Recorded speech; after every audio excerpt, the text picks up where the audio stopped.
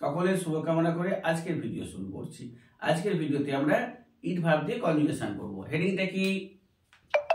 Conjugation with it, খাওয়া verb. ইট মানে খাওয়া, তাহলে কনজুগেশন করব আমরা ইট ভার্ব দিয়ে। Tense, present indefinite tense, positive sentence, হ্যাঁসূচক বাক্য। ইএটি ইট মানে খাওয়া, এটিই এট মানে খেয়েছিল, ইএটিইএন ইটেন মানে খেয়েছিল।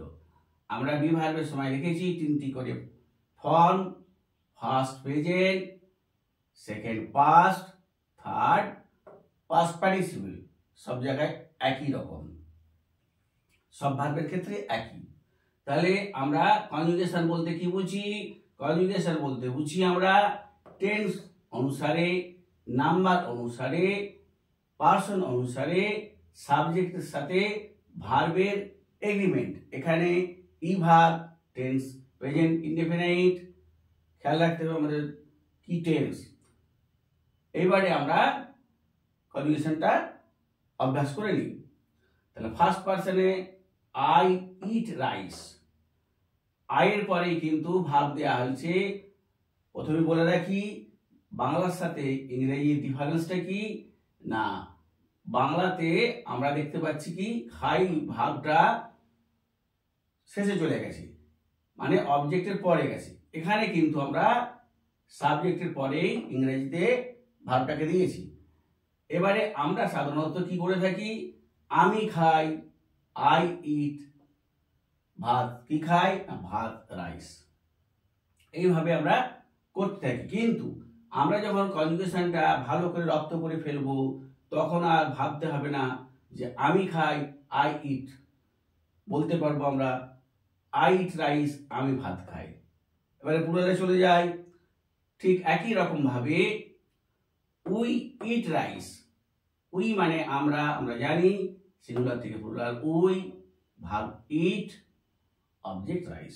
উই ইট রাইস, আমরা খাই ভাত নয়, আমরা ভাত খাই। এইভাবে কিন্তু আমরা বাংলা এবং ইংরেজি অভ্যাস করে নেব। Second person you eat rice, সঙ্গে সঙ্গে তুমি ভাত খাও।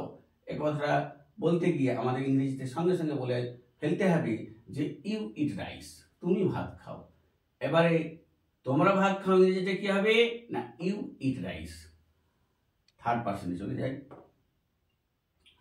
হি অথবা সি, আমরা সি এখানে লিখছি না, আমরা জেনে গেছি হি আর সি ক্ষেত্রে ভার্বের এগ্রিমেন্ট একই। তাই হি ইটস রাইস, এখানে third person singular number, third person singular number present indefinite tense, তাই ভার্বের সাথে এস যোগ হয়েছে। এস অথবা ইএস যোগ হয়, এক্ষেত্রে এস যোগ হয়েছে। হি ইটস রাইস, সে ভাত খায়।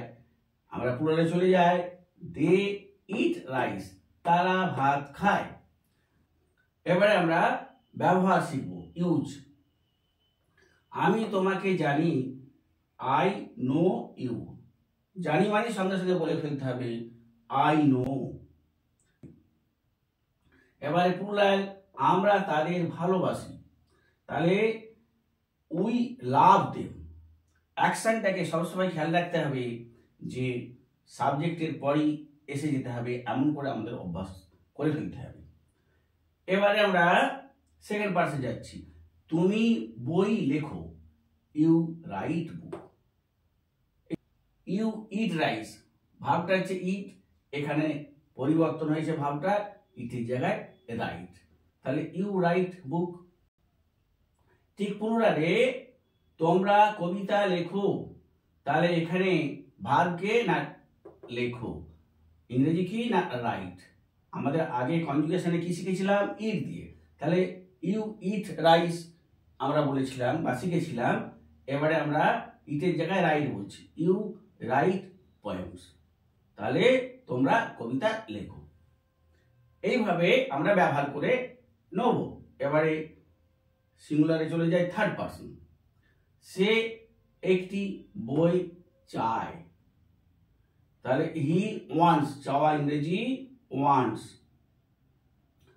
এস যোগ করা হয়েছে এখানে না, থার্ড পার্সন সিঙ্গুলার নাম্বার, এই যে এখানে হয়েছিল হি ইটস রাইস।